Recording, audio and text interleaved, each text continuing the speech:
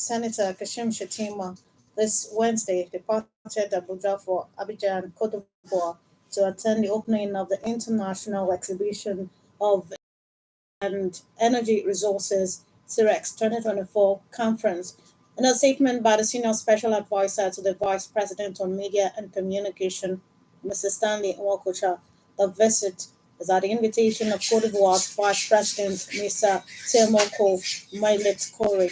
According to the statement, the Vice President will utilize the event to share Nigeria's experience in the hydrocarbon exploration and production sectors. It added that the Vice President is expected to return to Abuja later this midweek. The former number one citizen, Dr. Goodluck Jonathan, has a message for fellow citizens. He wants Nigerians to move beyond ethnic sentiments, emphasizing that such attitude hinders the country's growth and development. The former president, who made this is fairly known in Delta on Tuesday, wants Nigerians to see the country's diversity as a strength and embrace it as a catalyst for progress. Dr. Jonathan also charged companies to always promote local content development, especially in the oil industry.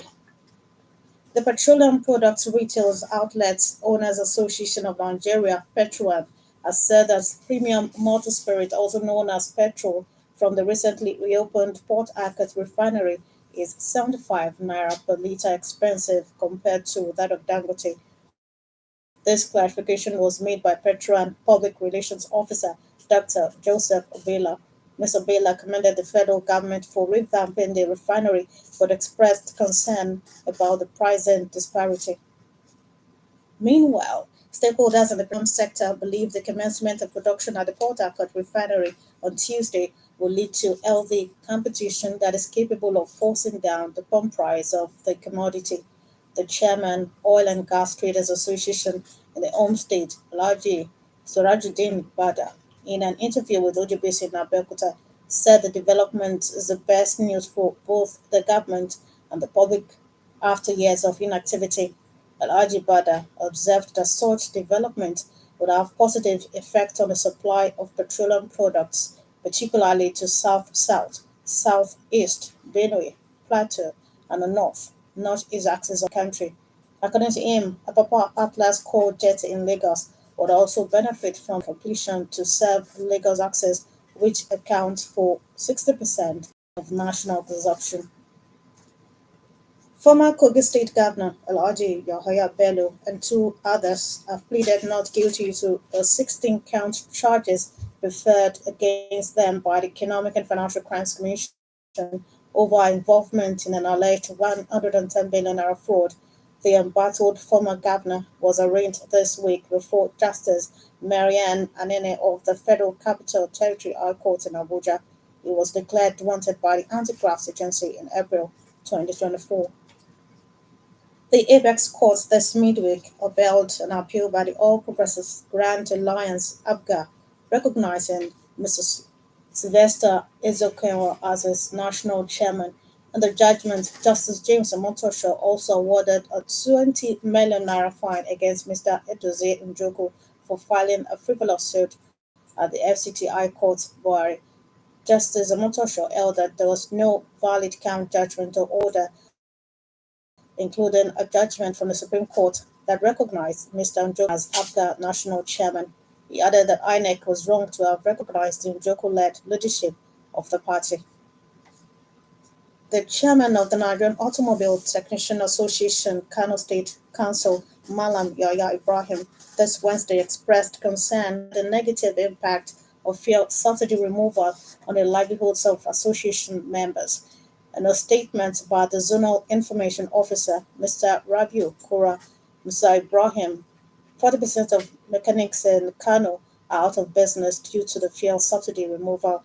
He explained that low patronage from motorists who are struggling with the ongoing economic challenges has led to a significant decline in business. The man that pilots the affairs of the state that prides itself as a state of the living spring, Osun, Senator Ademola Adeleke, the administration gets from hallowed chamber. Lobby correspondent Dele Ogunleye reports that two resolutions an urgent need for the state government to address the rising menace of drug abuse and the need to consider the establishment of a health trust fund for Olabisi Onabanjo University Teaching Hospital were passed. Training and retraining is the bedrock of meaningful development in the public service. Therefore, the authorities in a gateway state will continue to invest in this for efficient service delivery.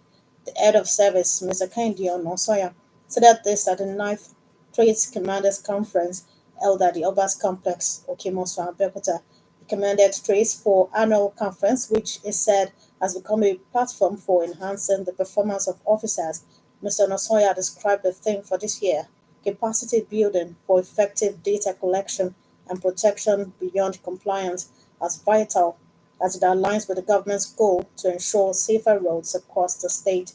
Earlier in an address to host, the Trace Corps Commander Sheni Ogunyemi posited that the theme for this year was chosen to address the growing need to redefine how information is managed and safeguarded for proper planning, development, and growth.